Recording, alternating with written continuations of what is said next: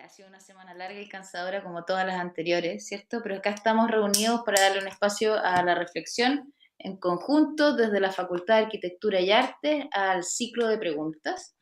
Esta es una de las conversaciones que se establecen en torno a la línea de crítica, acción y pensamiento, y la pregunta que convoca a nuestros invitados es cuál es el rol del registro en el estado de crisis.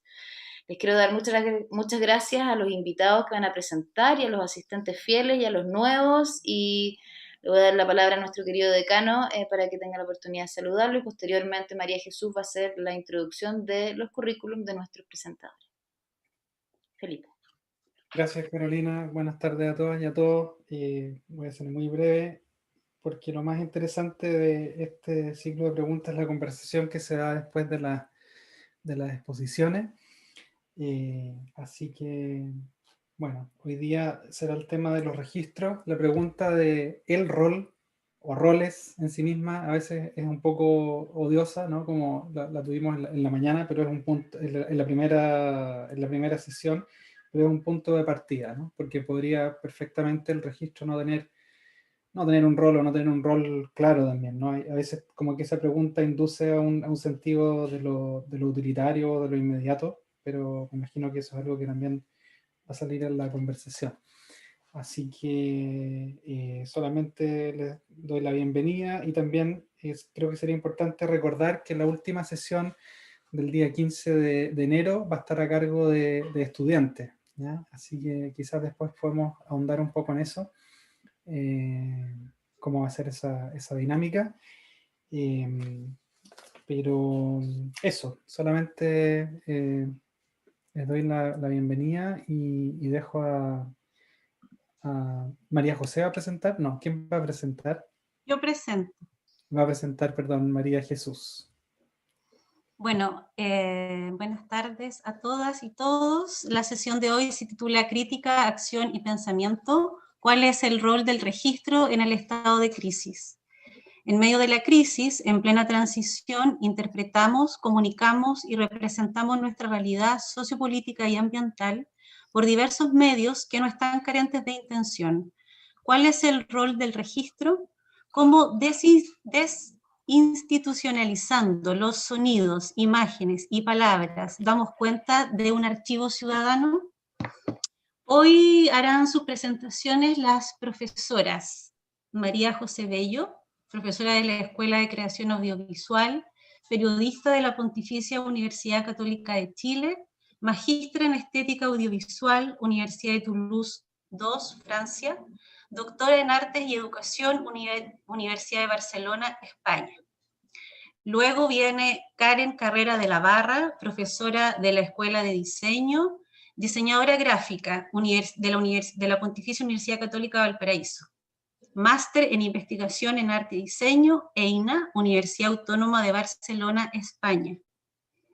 Luego, Naira Illich García, profesora de la Escuela de Creación Audiovisual, directora, guionista y productora de cine, licenciada en actuación de la Pontificia Universidad Católica, con una especialidad en dirección cinematográfica, Escuela de Cine de Chile, y candidata a magíster en cine documental por el Instituto de Comunicación e Imagen de la Universidad de Chile. Luego nos presentarán los profesores Rodrigo Gómez Mura, profesor del Instituto de Artes Visuales, licenciado en Artes Visuales y pintor de la Universidad de Chile, cursa el magíster en comunicación de la Universidad Austral de Chile.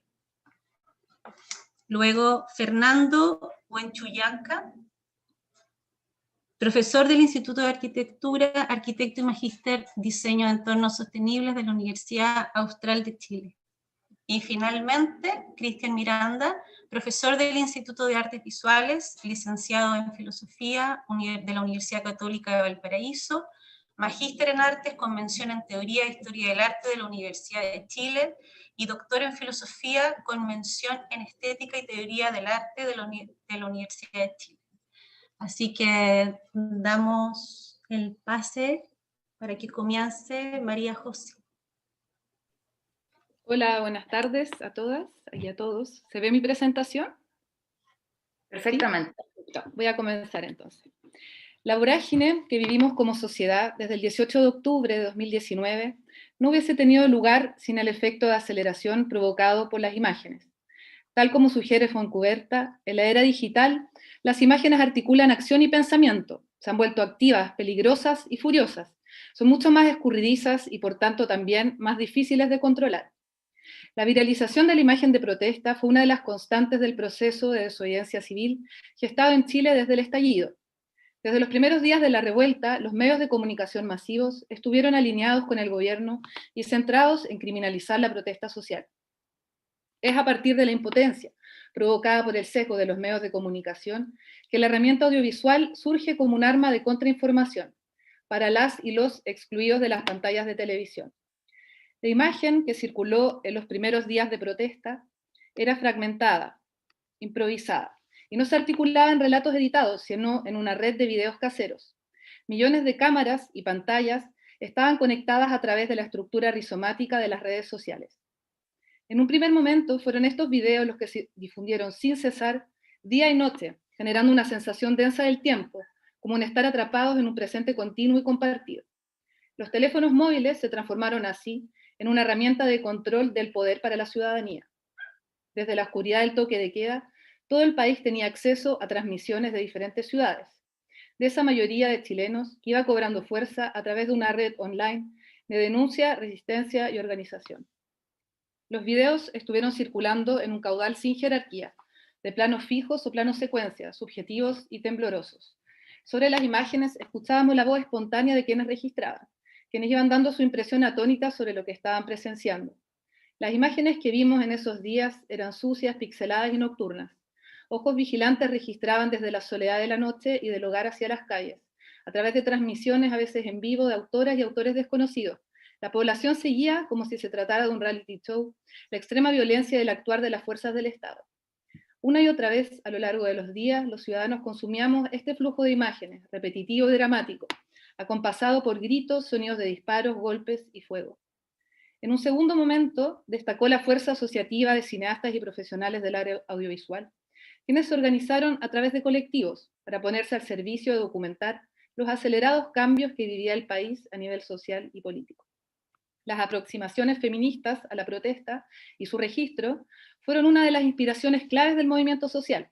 Destacó el caso de la performance del colectivo Las Tesis, Un violador en tu camino, que a menos de un mes de haberse presentado en Valparaíso y Santiago y de ser viralizada por las redes sociales, fue interpretada por miles de mujeres en todo el mundo.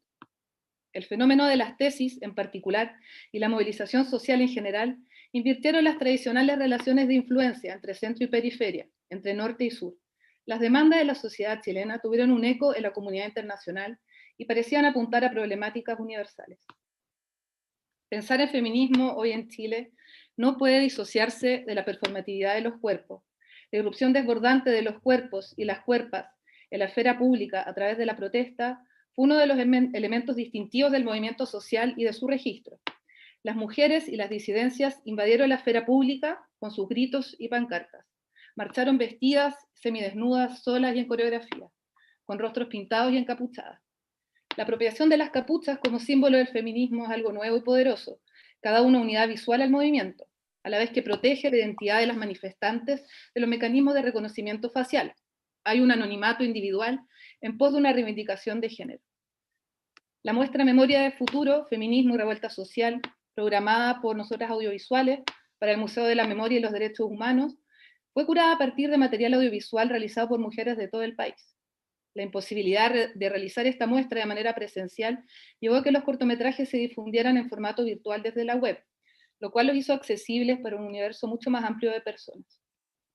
En la muestra destacan cortometrajes que buscaban visibilizar la relación entre cuerpo, performance y espacio público. En todos ellos vemos una agencia de las mujeres sobre su cuerpo.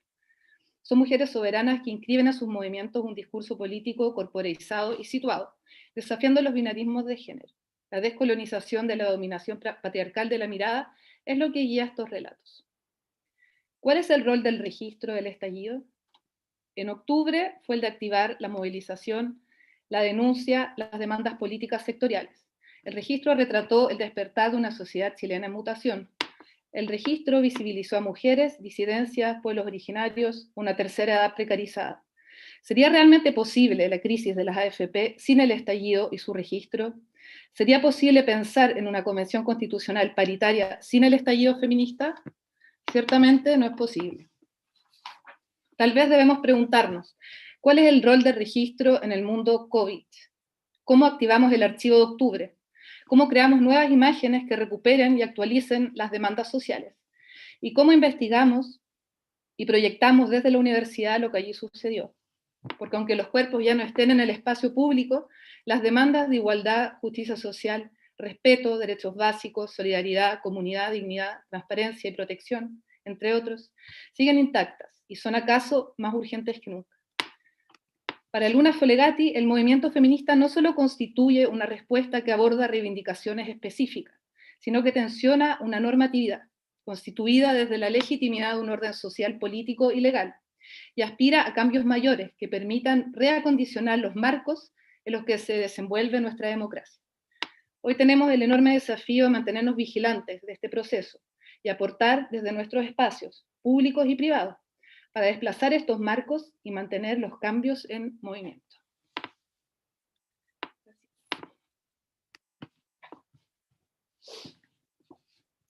Muchas gracias, María José. Muchas gracias. Vamos a darle paso a Karen. ¿Te encuentras ahí? Sí. Eso. Sí. Voy a hacer un pequeño comentario. Por primera vez este ciclo está siendo transmitido vía streaming de Facebook, creo que, de la radio Watch. Eso. Para que sepan que este ciclo ha pasado un paso más dentro de su madurez. ¿Ah? Así que gracias por estar presentes dentro de este día tan emblemático. Gracias, Karen, te toca. Bueno, muchas gracias por el espacio.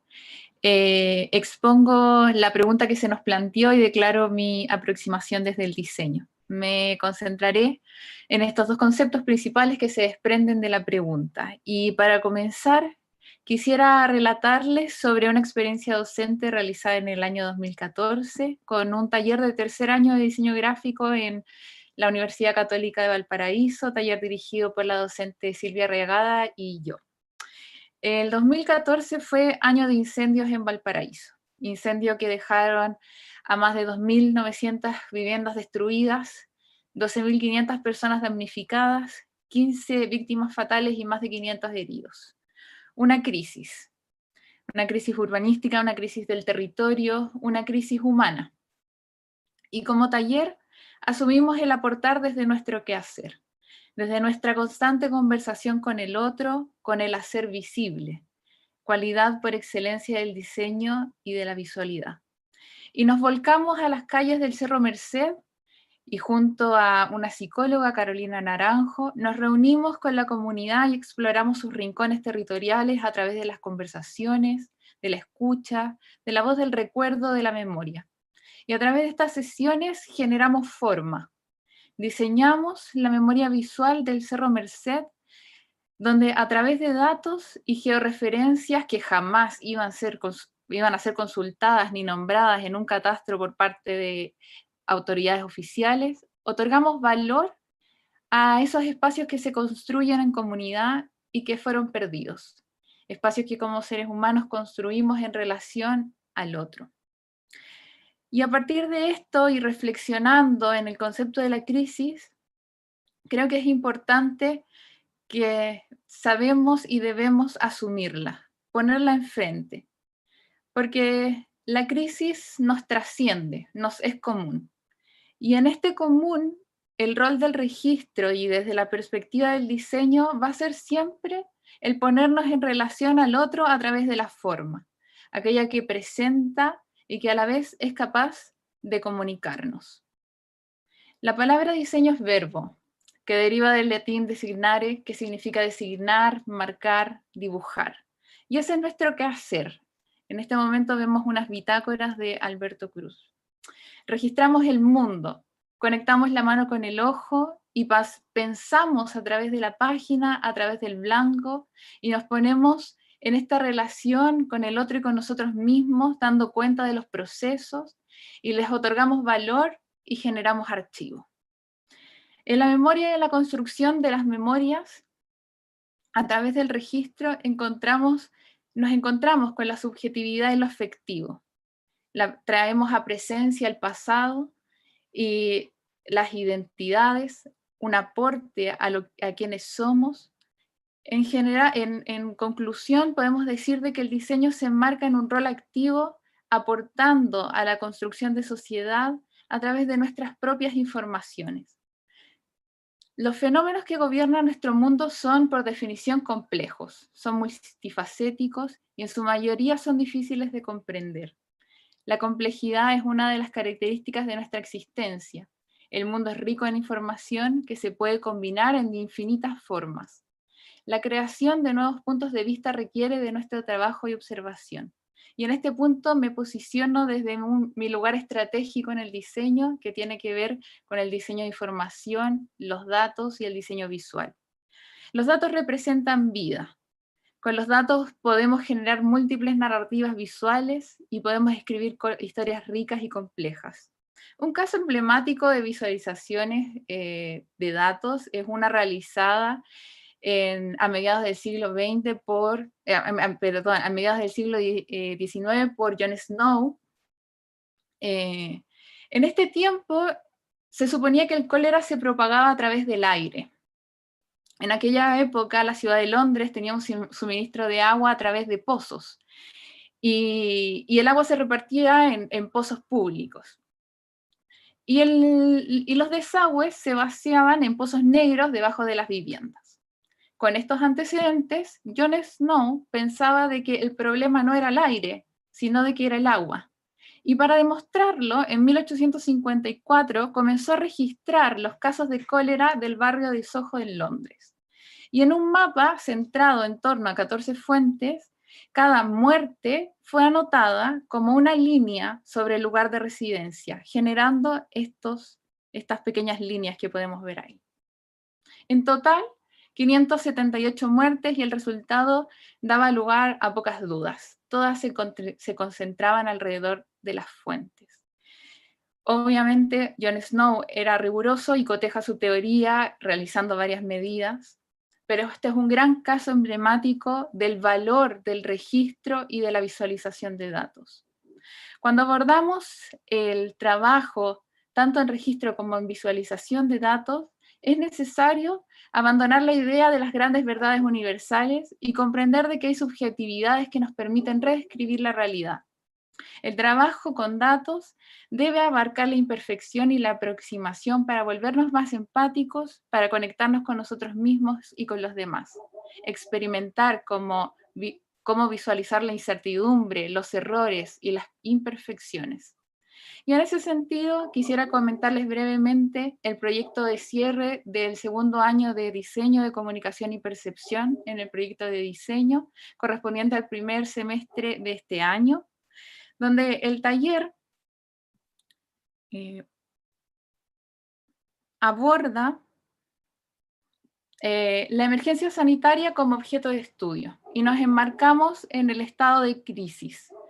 Desde el diseño y la comunicación visual nos preguntamos por el territorio, los espacios públicos y privados, como espacios que se reconfiguran con el ser, quehacer y acontecer humano, conscientes de un mundo hiperconectado, potenciado en este contexto. El taller concluye con una memoria de un presente. Cada uno de los estudiantes aborda una temática de interés, configura un discurso visual personal a través del registro y diseño de datos e información, que compone y forma parte de esta memoria común del taller. Muchas gracias.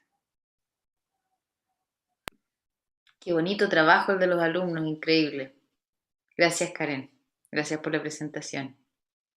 Entonces vamos a seguir con la presentación de Naira.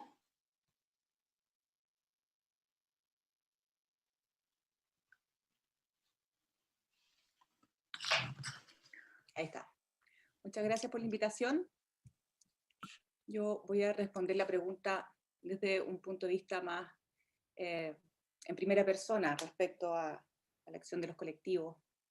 El viernes 18 de octubre empiezan las evasiones de los metros, en donde se empiezan a publicar por redes sociales la posición general de la gente, y no por la prensa burguesa, porque la prensa burguesa intenta mostrar otra mirada de Chile, intenta mostrar cómo las personas no pueden llegar a su casa, intenta mostrar cómo las personas se están volviendo locas por no poder regresar, y no muestran que alumnas, mujeres, estábamos tomándonos el metro para que las personas evadieran y con esos 800 pesos pudieran comprar el pan.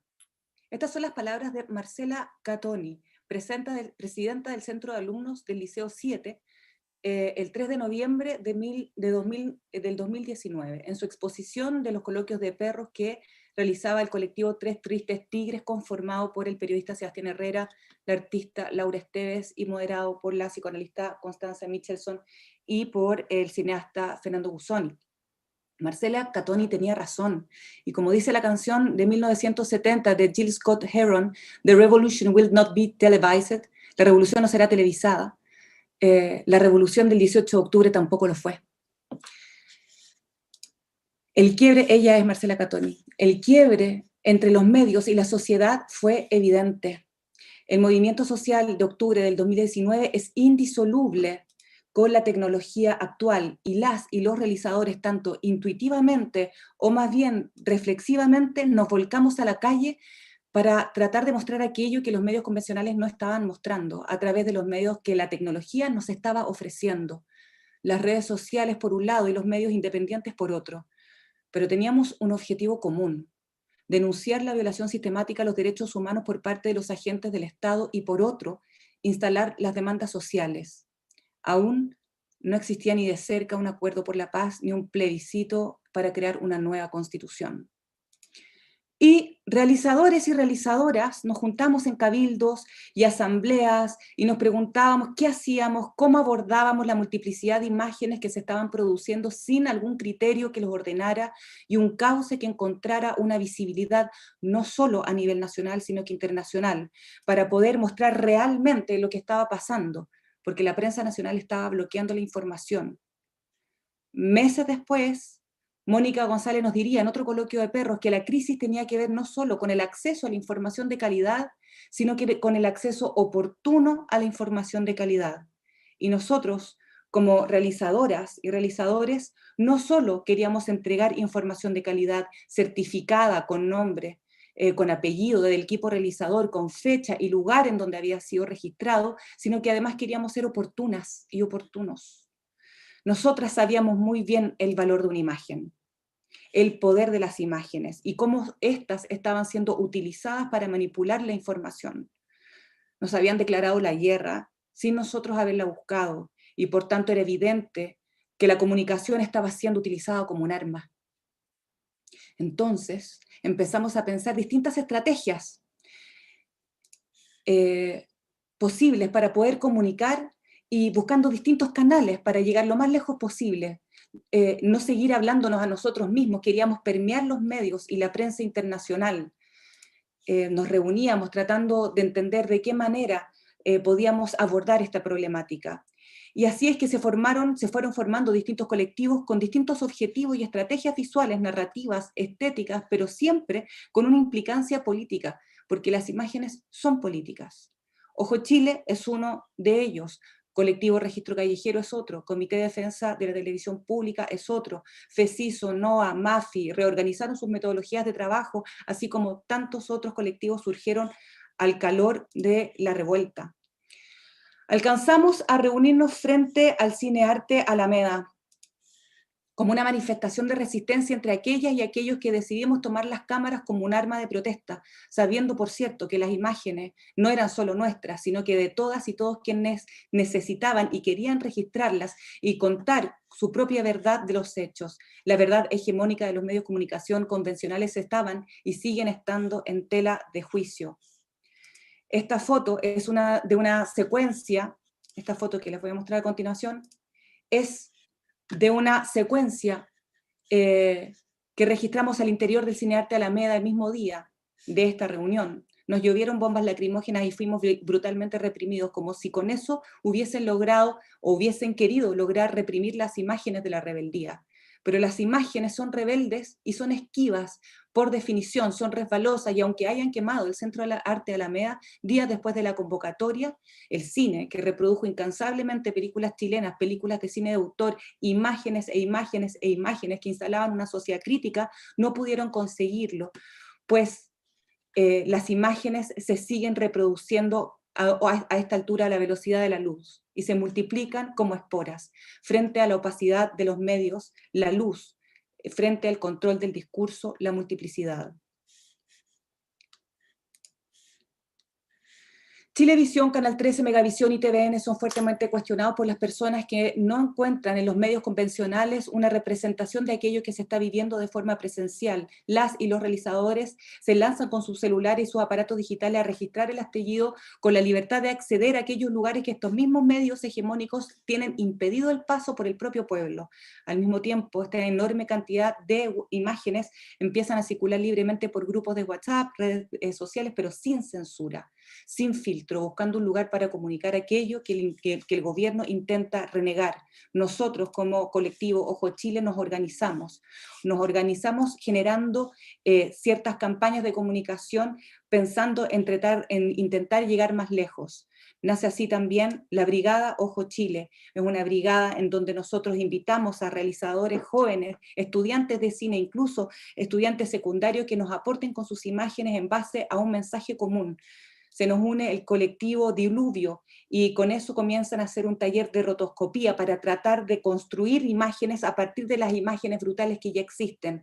Nail Satala dice que frente a la imposibilidad de la imagen que ya es registrada, lo que ellos quieren hacer es tratar de cambiarlas, porque la realidad puede ser cambiada. El taller de rotoscopía genera múltiples nuevas versiones de las imágenes construidas. Y así es como también nos lanzamos a registrar a las tesis, y construimos nuevos infinitos relatos de esta nueva representación de sociedad.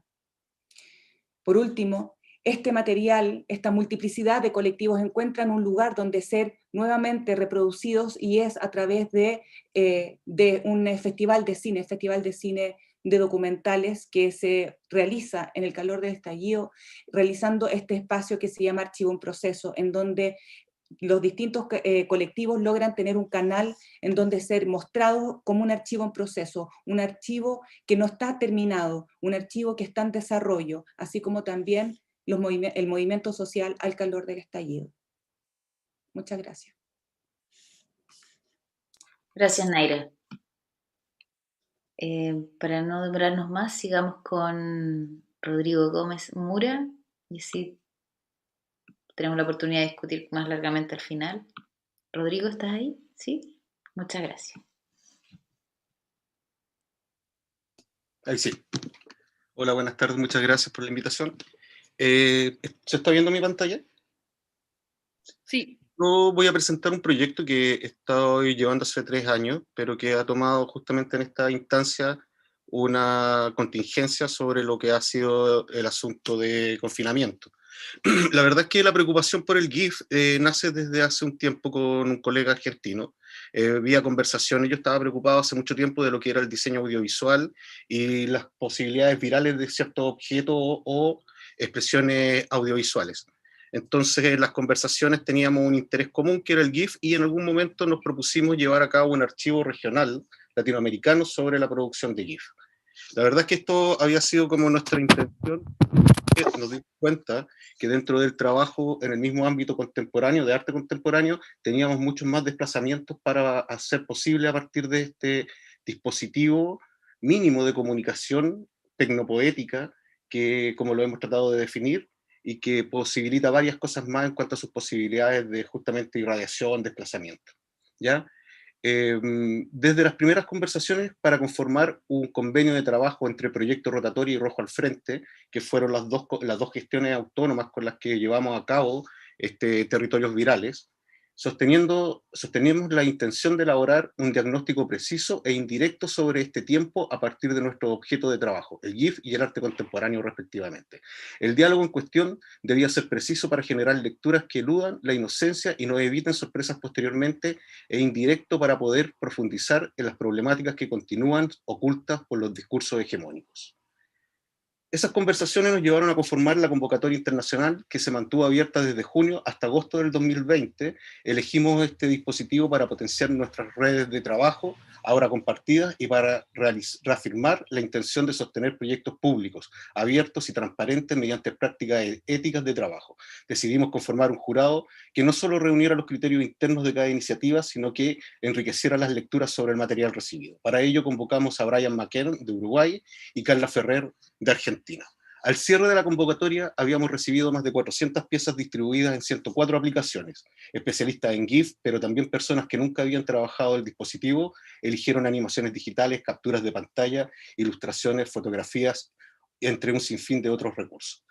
El trabajo del jurado resultó en la selección de 41 aplicaciones de 9 países de América Latina. Y mostraré solamente 2 ejemplos. Uno de ellos es este, de Azucena Lozana, que de México, es una artista reconocida a nivel de lo que es las artes mediales, y lo que Azucena hizo fue justamente hacer una selección de registro de lo que estaba obteniendo en el confinamiento sobre pantallas de televisión y sobre lo que eran, en ese momento, las portadas y las contraportadas de un diario popular en Argentina. Ella vive en Argentina. También mostraré sobre esta última selección un trabajo más local, el trabajo de Bárbara Carrasco, que fue estudiante nuestra y que egresó el año pasado de licenciatura en artes, y su primer trabajo es Añunca, que es un telar digital en el que se representa Ñimín, símbolo de la ñunca. Este simboliza la sanación, está compuesto por 2 palabras, Cutrán, enfermedad, y Lehuen, remedio. Y Huetruve, que es este otro, que es una rotoscopía hecha a partir de las grabaciones de enfrentamientos entre mapuches y pacos durante la pandemia. La represión al pueblo mapuche no ha cesado. Los allanamientos a las comunidades han aumentado. Ocurrió el asesinato de Alberto Treuquil. Los presos políticos mapuche iniciaron huelga de hambre. Esas son las palabras de Bárbara cuando envía su trabajo y queda seleccionado en esta muestra. A mí me interesa, dentro de lo que comentaba en un principio, como trabajo, tanto lo que es el GIF como dispositivo, y como dispositivo mínimo de discurso, como lo comentábamos, pero nos dimos cuenta que para hacer este registro, para hacer este archivo, necesitábamos 3 herramientas. Eso era la convocatoria, primero, poder capturar o captar, más bien dicho, gente participante, y teníamos que tener algún modo de trabajo que fuera la investigación propia de este dispositivo. En ese sentido, lo que podíamos ofrecer era un proyecto expositivo como premio, por decirlo así. En este caso, este año fueron becas, 4 becas, que se van a llevar a cabo en una exposición final, que es desplazamiento completo del GIF, porque sería dentro del contexto del arte relacional en la comunidad, o más bien dicho, en el partido de San Martín, ciudad de Buenos Aires, y proyección, que es lo que siempre estamos haciendo, buscando espacios donde poder compartir y mostrar las diferentes selecciones.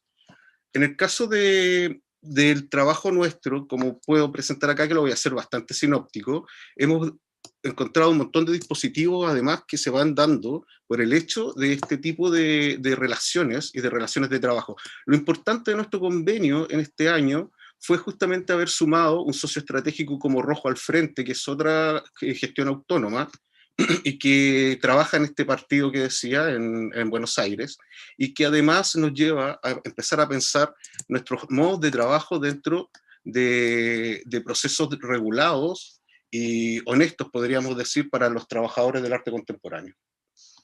De esto, hasta ahora estamos obteniendo una cantidad de otros, podríamos decir, subproductos o insumos, que creo que el más interesante para mostrar es el fanzine, que pueden verlo en la página. Lo he hecho bastante reducida la presentación, pero en la página se puede encontrar, si ustedes cliquean acá, y esta nos lleva a un editorial, o sea, un producto editorial que hemos realizado y que es el que explica todo el proyecto actual, y con códigos QR, bueno, el mapa de Latinoamérica con todos los seleccionados de los diferentes países, decíamos 9 países fueron este año, y códigos QR que nos permiten acceder y revisar los diferentes GIF que fueron seleccionados. Importante decir que creo que el registro ocupa un lugar, pero más que eso nosotros estábamos viendo la parte archivo. Lo que nos queda como desplazamiento a este trabajo de residencia durante 15 días en San Martín es lo que vamos a obtener como otros productos para este proyecto. Me parece que estaría bien con eso, después puedo abrir o sea, espero la conversación y podemos conversar sobre el tema. Gracias. Gracias a ti, Rodrigo, te pasaste. Se empiezan a hilvanar cosas que creo que vale la pena que después discutamos. Ahora vamos con la presentación de Fernando y posteriormente finalizaríamos con Cristian Miranda. Fernando, ¿estás ahí? ¿Nos escuchas? Ahora sí, ¿se escucha mi audio? Sí. Sí, perfecto. Ya, y mi pantalla también se ve bien. Ya, muchas gracias también a este ciclo de preguntas de la Facultad de Arquitectura y Arte por hacer extensiva también esta invitación. En esta instancia, mi exposición tiene que ver con los espacios públicos inclusivos y también la relación entre la arquitectura y el medio ambiente. En este sentido, se vuelve importante mencionar que la hegemonía de las imágenes en la espacialidad pública han contribuido al entendimiento y comprensión de los espacios primordialmente desde lo visual. Sin embargo, desde un plano no tan solo sensible a la vista, la sonoridad y la hapticidad en la construcción también de espacios públicos y construcción también del urbano, nos entregan también información relevante para la comprensión del espacio vibrante de una ciudad. Y en este sentido, en estas preguntas de cuál es el rol del registro en el estado de crisis, ¿ya? Y cuál también, ¿no es cierto?, es nuestra postura crítica frente, ¿no es cierto?, a la acción y al pensamiento, quiero basarme en estos ejes importantes que también conciernen a nuestra facultad, que tienen que ver con la creatividad, la sustentabilidad, la transdisciplina, la interculturalidad y el espacio social. En ese sentido, quiero mostrar esta imagen, que es producto también de un trabajo colaborativo entre estudiantes, ¿no es cierto?, de arquitectura, estudiantes de arte, en el año 2017, cuando iniciaba esta arquitectura para el activismo social con la Organización de Ciegos del Sur. Si bien es importante discutir el carácter diverso que tienen las comunidades, ¿no es cierto?, y cómo la multiplicidad de caracteres ya conforman un entorno urbano. Sin embargo, para poder seguir avanzando en estos ejes ya direccionales del diseño de lo urbano para construir ciudad, se hace muy necesaria la participación ciudadana efectiva para poder abordar y llegar a aspectos de entender la ciudad y diseñar también la ciudad desde los espacios inclusivos. Es decir, tener una mirada desde la ciudad, desde la inclusión. En este sentido, el espacio vibrante tiene una relación directa en la percepción. Por ello, la planificación y diseño de la ciudad analizada y entendida no tan solo desde la vista y para el que ve, puede aportar a los procesos de democratización del espacio público, a la cohesión social, a la equidad social, al sentido de pertenencia, a la colectividad y a una mejor también interpretación de la forma, estética y imagen urbana. Esta es una ilustración del proyecto de arquitectura del año 2017 sobre una cubierta en el Paseo Peatonal Libertad. Si bien aquí viene una parte también importante del registro llevado el año 2018, ¿ya?, de un taller experimental ya en el espacio público, específicamente en la Plaza Teniente Merino, llevado a cabo en secuencias, ¿ya?, en secuencias de recorridos comentados en las cuales participaron 18 personas en situación de discapacidad visual que se dividieron en 4 grupos, ¿ya?, y en las cuales pudieron ellos revelar acciones importantes ¿ya?, y ideas importantes respecto de lo que significa el habitar. Ahí también hay unas imágenes en las cuales me gustaría compartir, donde se observa socios de la Organización de Ciegos del Sur pudiendo recorrer también los espacios, el espacio de esta plaza. Entonces, en este sentido, si la imagen de la ciudad se concibe del proceso bilateral entre el observador y la ciudad, esta, entendida como un objeto complejo en el espacio, despliega también al observador ciertos signos y relaciones donde el observador dota de significado lo que ve y en un sentido más amplio también dota de significado lo que percibe. Posteriormente, en este registro, los estudiantes de arquitectura realizaron una exposición para personas en situación de discapacidad visual en el desarrollo y elaboración de maquetas hápticas, ¿ya?, y también una maqueta sonora para poder revelar tanto así sonido como textura de lo que significa el habitar cultural de nuestro espacio. Hay también unas imágenes donde, de cierto modo, el auditorio de la Escuela de Arquitectura se volvió un espacio también importante para poder llevar a cabo esta exposición. Aquí también hay una imagen donde se muestra el desarrollo también de las maquetas hápticas, de cómo también poder enseñar la arquitectura desde la lectura de lo táctil. También es importante mencionar de que en este registro ya se publica también una noticia donde dice que los cambios culturales, sociales y políticos de una ciudad fueron también algunos de los temas tratados en esta participación, donde la inclusión desde la no visión en la arquitectura urbana se vuelve también importante. Posteriormente, en el año ya 2020, ya, empiezo a tener también mayor relación con lo que significan los espacios culturales. En conversaciones con el director del Museo de Arte Contemporáneo, Hernán Miranda, empezamos también a tener esta fijación en la ciudad. Cómo podemos contribuir a la ciudad nosotros como profesionales y cómo también podemos contribuir desde, ¿no es cierto?, desde nuestra casa de estudio. El vínculo que puede tener el registro, el vínculo que pueden tener, ¿no es cierto?, los profesionales frente a su ciudad. Y bueno, en realidad ahora hay un proyecto en espera que tiene que ver con un centro de rehabilitación para ciegos, ¿ya? Si bien aquí hay una parte importante en estos aspectos que tiene que ver con el arte itinerante y con sentido de integración. Ahí se muestra en el recuadro de esta imagen, para que veáis, artistas ciegos que también participaron en exposiciones en el Museo de Arte Contemporáneo. Posteriormente, este año 2020 también estamos llevando a cabo una serie de diálogos con ciudadanos, en los cuales son un espacio, un cierto encuentro y reflexión sobre el desarrollo también de nuestra ciudad de Valdivia, sobre nuestro edificio, nuestras calles, sobre la accesibilidad y la inclusión. También hay imágenes ya de las 4 sesiones que hemos llevado a cabo este año, y bueno, también quisiera abordar muy brevemente lo que significa la arquitectura y conciencia medioambiental. Lo que ustedes pueden ver ahí es una ilustración y una composición de los residuos de la Escuela de Arquitectura, tomado de no sé quién, pero de un anónimo, y que en realidad puede materializar y visibilizar lo que se puede hacer, ¿no es cierto?, con los residuos arquitecturales. Y también agradecer a la Universidad Austral de Chile, a la Facultad de Arquitectura y Arte, a la Escuela de Arquitectura, al Museo de Arte Contemporáneo, al Diario Austral, y también a la colaboración del Consejo Comunal de la Discapacidad, a la Organización de Ciegos del Sur, y también a la Universidad Metropolitana de la Ciencia y la Educación, con las cuales también estamos estableciendo algunos contactos para futuros proyectos. Así que muchas gracias.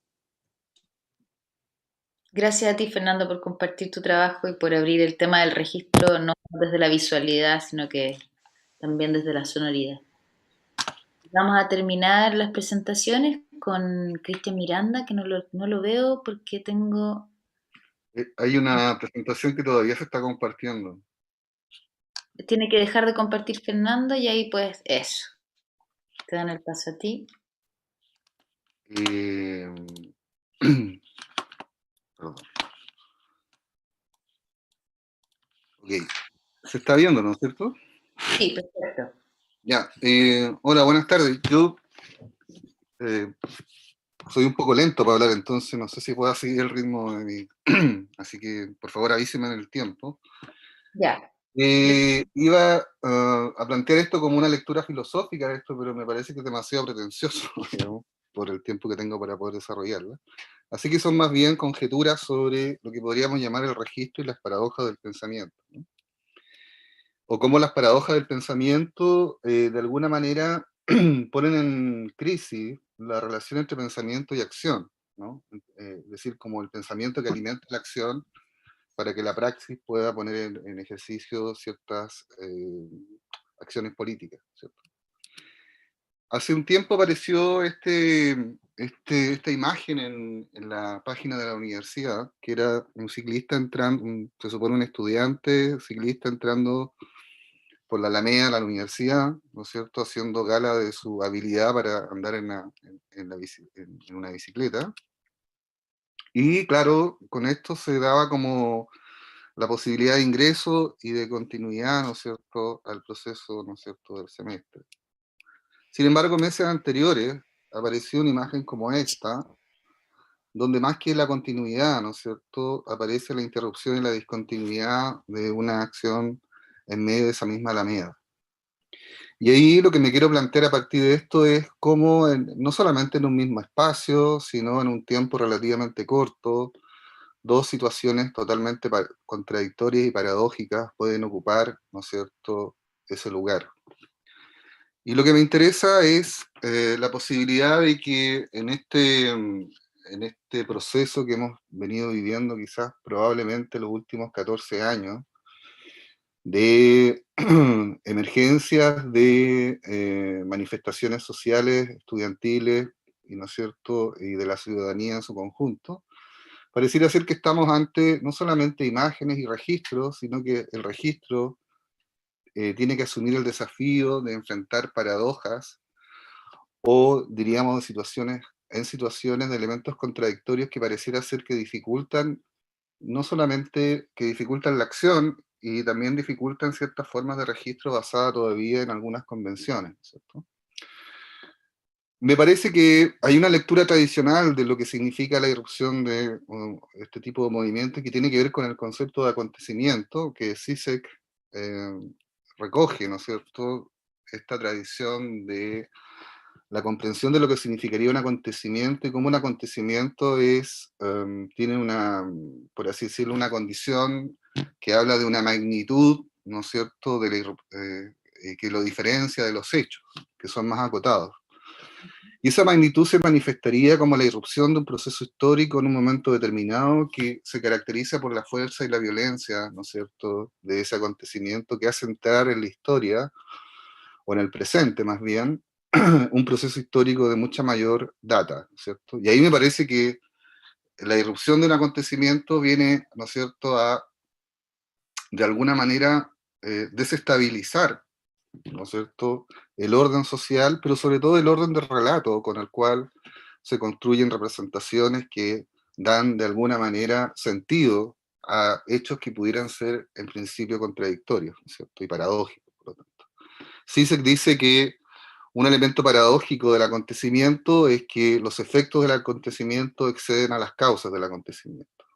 Esto quiere decir que la irrupción en un momento determinado de la historia lo que hace es poner en primer plano lo que llamaba Brodel el carácter tonante de los acontecimientos, el humo de los acontecimientos, y de alguna manera las causas se retraen, desaparecen por lo menos del primer plano, y por eso nos cuesta tanto ver cómo las transformaciones que introduce el acontecimiento desbaratan el orden y pareciera ser que estamos en una especie de estado de excepción. Ese desajuste que provoca a gran escala el acontecimiento me parece que introduce formas paradójicas que tienen que ver con un poco con las dos imágenes que mostré, pero que se dan también al nivel de la comprensión de esos fenómenos que aparentemente son contradictorios. Si uno piensa, claro, si uno piensa la definición más tradicional de paradoja, tiene que ver con estas formas de contradicción lógica, que afirman dos aspectos contradictorios que existirían al mismo tiempo.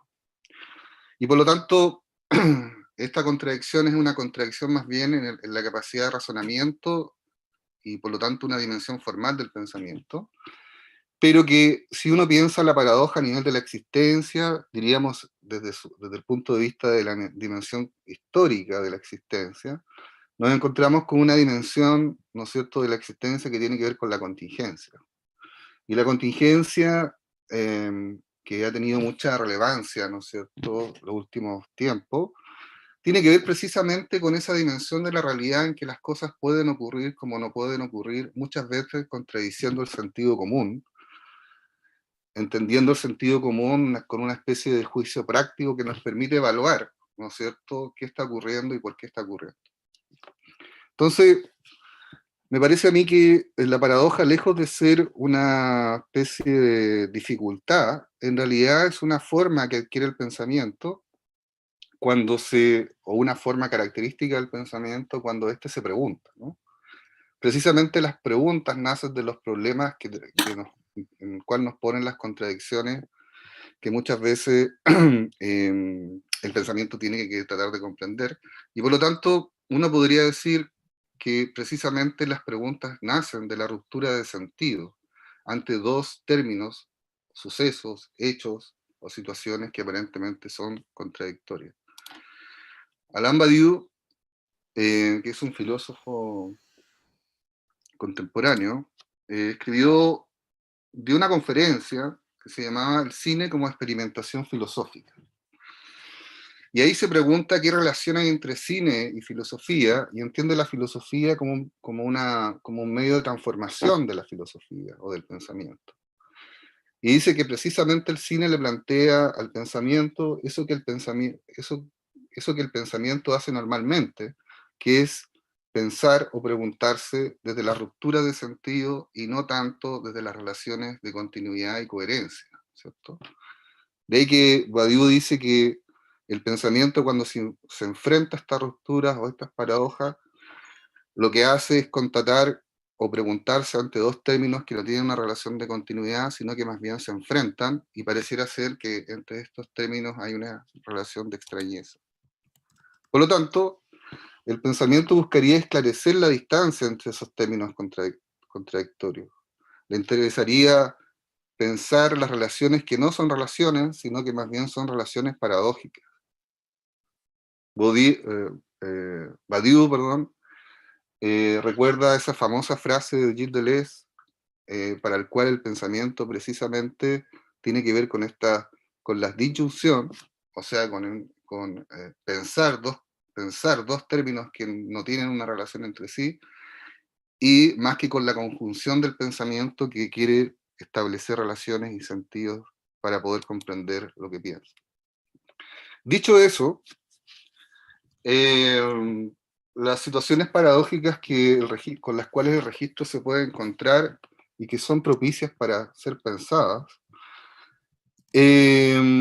habría que dar un salto en el tiempo y pensar en un informe, ¿no es cierto?, que se publicó hace 22 años y que hablaba de las paradojas de la modernización en Chile. Y ese informe en realidad iba a llevar otro título que se llamaba El malestar, ¿no? Pero se supone, y esto ya es más bien parte de los rumores, que el gobierno de Eduardo Frei habría objetado, ¿no es cierto?, ese título, y fue cambiado por el título de Las paradojas de la modernización, que son paradojas si uno piensa la modernización como este proceso histórico del capitalismo en Chile, que tiene que ver con el mejoramiento de las condiciones de vida, ¿no es cierto?, de los chilenos y chilenas. Sin embargo, si uno piensa la modernización no simplemente como el progreso y el mejoramiento de las condiciones de vida y las formas y los medios de producción, tendría que pensar que en realidad en la misma modernización capitalista está constituida de ciertas paradojas. Y la más importante de ellas, probablemente, es la separación entre el proceso modernizador económico y el proceso del desarrollo cultural y social en Chile. Habría ahí una separación y una ruptura. De hecho, en este informe que fue hecho por el Programa de las Naciones Unidas para el Desarrollo, se establecen 4 paradojas que de alguna manera tienen que ver con esta separación entre lo que podríamos llamar el desarrollo económico neoliberal, que se separa, ¿no es cierto?, del desarrollo cultural y social. Paradoja del desarrollo económico, dice el informe que a partir de ciertos estudios y encuestas se llega a determinar que a pesar del gran desarrollo económico en Chile, habría, ¿no es cierto?, en la ciudadanía una suerte de actitud escéptica y una incertidumbre respecto del futuro. Establece que hay también paradojas del desarrollo social. Ante el optimismo individual de poder salir adelante, ¿no es cierto?, y construirse una vida, hay una desconfianza respecto de la organización social, particularmente diríamos, una intuición respecto de lo que podría llamar la desigualdad en el país. También el informe establece que hay paradojas respecto del desarrollo cultural. Si bien es cierto las condiciones objetivas y macroeconómicas son bastante optimistas, hay una percepción subjetiva de desazón y malestar respecto de esas condiciones que aparentemente se han desarrollado, ¿no es cierto?, de manera desde el punto de vista macroeconómico, de manera muy positiva. Y por último, y esto es importante, esas paradojas, hay una paradoja respecto al desarrollo político, que básicamente tienen que ver con, ya en 1998, con un desinterés incipiente respecto a la política, debido, dice el informe, a una supuesta normalización de la sociedad chilena. O sea, en la medida que la sociedad chilena se ha consolidado como una democracia, ante esa normalización habría, ¿no es cierto?, un cierto desinterés político. Cristian, perdona por interrumpirte, ¿No? pero ya estás pasado tu tiempo, entonces ¿Ya? me pediste que te avisara. Ya, bueno, me salto esto, que era una referencia a la película Machuca respecto de cómo la película Machuca es un registro del tono político de la época 6 años después, y que tiene una tesis política, digamos, yo diría altamente peligrosa, porque supone como la mirada respecto del pasado y como basada, ¿no es cierto?, en la idea de que el orden existente tiene que ver con el golpe militar, y el golpe militar tendría que ver con la polarización política. Sin embargo, los últimos resultados diríamos, del plebiscito, que había tenido como antesala una serie de comentarios en los medios de comunicación, diríamos, hegemónicos, por usar una palabra tradicional, habrían retomado este miedo, ¿no es cierto?, a la polarización del país, cuestión que fue refrendada por los resultados del plebiscito. Entonces, la paradoja sería entre los resultados del plebiscito, que estaban sometidos a la contingencia y que de alguna manera estaban tratando de ser entendidos como resultado de una polarización, y que probablemente esa polarización se iba a expresar en el resultado del plebiscito. Sin embargo, el 80% votó por apruebo, lo cual significa que no solamente hay fuerzas de izquierda, sino probablemente fuerzas políticas que no se han configurado dentro de las estructuras tradicionales políticas chilenas. Y para terminar, la pregunta sería, ¿qué significa esto? Habría que pensar la distancia ante esta paradoja entre dos términos. Por un lado, lo que podríamos llamar la institucionalidad política chilena, que todavía pareciera ser que está pensada sobre la base de una polarización, y lo que podríamos llamar el desarrollo, ¿no es cierto?, de este proceso político que todavía para nosotros es incierto en términos de su resultado. Eso es todo. Muchas gracias y disculpa por tener que interrumpirte, pero tú me pediste que te avisara. Bueno, habiendo escuchado todas las presentaciones, voy a hacer el esfuerzo fútil de tratar de dar una partida a la conversación, que siempre es un intento que es un gran fracaso, pero que alguien tiene que hacerlo, ¿no? Pero tirándose a la piscina, por las notas que he estado escuchando, creo que existen como 4 espacios de discusión posibles.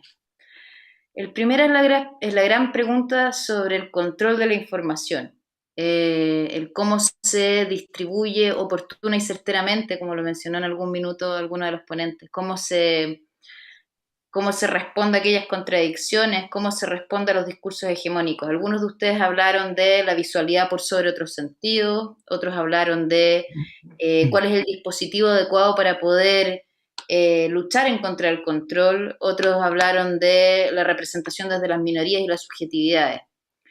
Entonces está el tema del control de la información a través de las imágenes y su representación. La segunda bajada que se me ocurre prestar, para que como siempre la destruyan abiertamente, es de qué manera se replantea la existencia del archivo o la definición del archivo y la definición del registro. El archivo en el sentido de que producto de la inacabable y desbocada producción de imágenes, de la casi instantánea producción de imágenes, el archivo es algo prácticamente inabarcable. La pregunta de cómo se construye un archivo, ya sea desde, como lo planteaba Rodrigo a través de convocatorias, o como lo planteaba María José a través de la viralización de las imágenes de protesta y desde la utilización de los dispositivos móviles, cómo estas imágenes también constituyen archivos que son elementos de control ciudadano, de denuncia, resistencia, sin jerarquías distribuidos. Entonces un archivo que no tiene un lugar físico, que no tiene un ente curatorial y que es inacabable y inalcanzable. Y esa es una pregunta acerca de qué es lo que se define ese archivo actualmente, cómo se maneja y cómo se responde a él. Y la tercera bajada tiene que ver con cuáles son los procesos a través de los cuales uno puede generar esos registros. Algunos de ustedes hablaron de convocatorias, otros hablaron de colectivos, otros hablaron de de encontrarse en la posición de estar entre medio de dos posiciones distintas, la que entiende la historia como una sucesión de eventos que son lo suficientemente significativos dentro de un continuo y por tanto uno como individuo es capaz de ubicarse respecto a aquel elemento en el tiempo histórico y otro en el que en realidad ese tiempo histórico como que se desmenuza y ya no existen acontecimientos específicos, entonces en realidad el registro comunitario colectivo no es de un acontecimiento específico, sino que es de un continuo, ¿ya? Entonces, haciendo un resumen de todo el enredo que acabo de decir y transmitir, lo primero tendría que ver como con la idea del control desde la imagen, lo segundo desde el archivo y el registro, y de estas imágenes que están inacabablemente encontrándose con nosotros. Lo primero en relación a la subjetividad, y lo tercero que tendría que ver con lo comunitario, los mecanismos de este registro, lo colectivo y los dispositivos para poder conseguirlo. Y habiendo entregado esta primera bajada, como siempre, les dejo la palabra a ustedes para que comiencen la conversación y vanen conexiones entre ustedes. Así que eso, gracias.